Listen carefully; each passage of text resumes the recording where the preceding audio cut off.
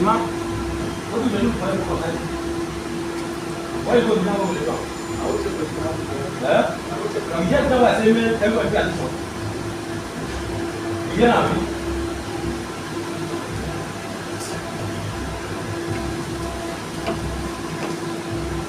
What's the problem?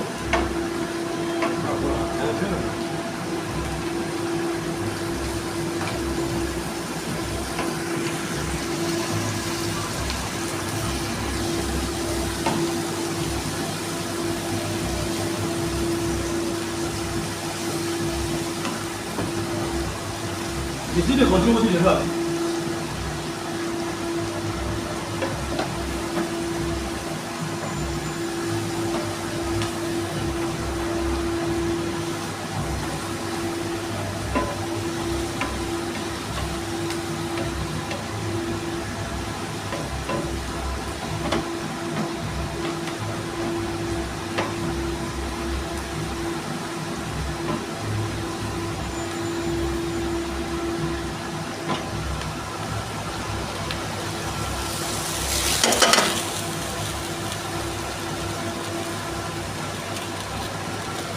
Like I had the Maggi chickens. What's it? What's in the recipe? I want to recipe in one.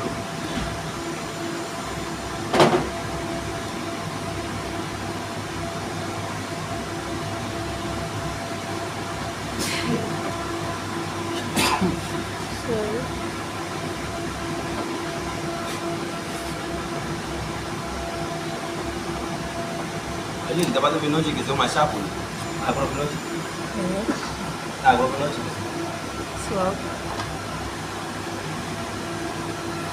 Idiot. Who they have this? When they have our sauce, are you?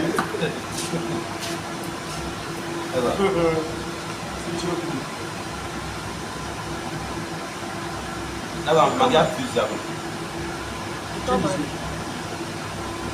Miss Mommy. No, they okay. You bring that. that's just one. Most have small. Just more add. Put that one. Put that one. She never shop.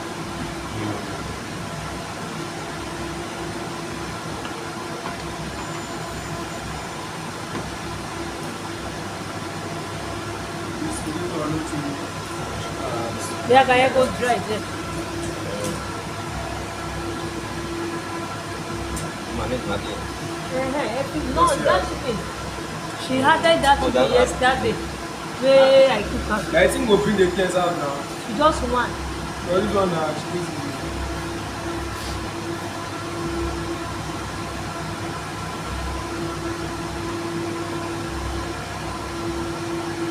That way, they need Maggie. Now all these You things. say Jordan chicken seasoning. Right. Yes, that's it one. As a That one is case. actually You all had another Maggi, but you don't go right now. Yes, the price.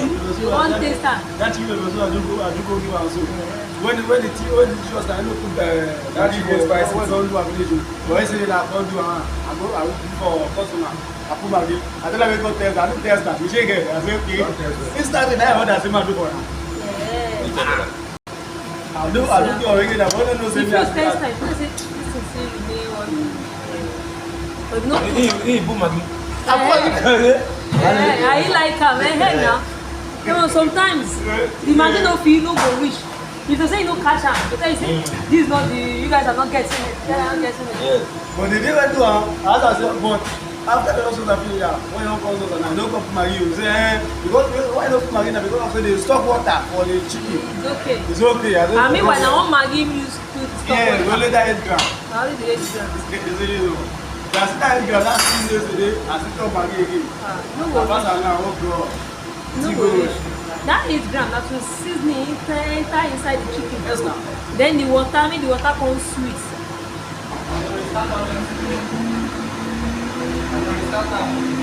Go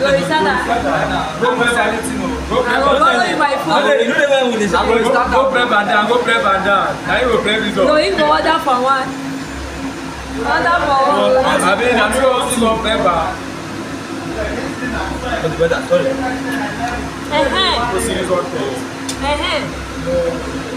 Now you Don't be come this. out. And this one go come go for white rice. Now you be this. I dey tell them simple sauce discount. I ain't with it. And they why me. So, I got share and they why me. Send me for go give am.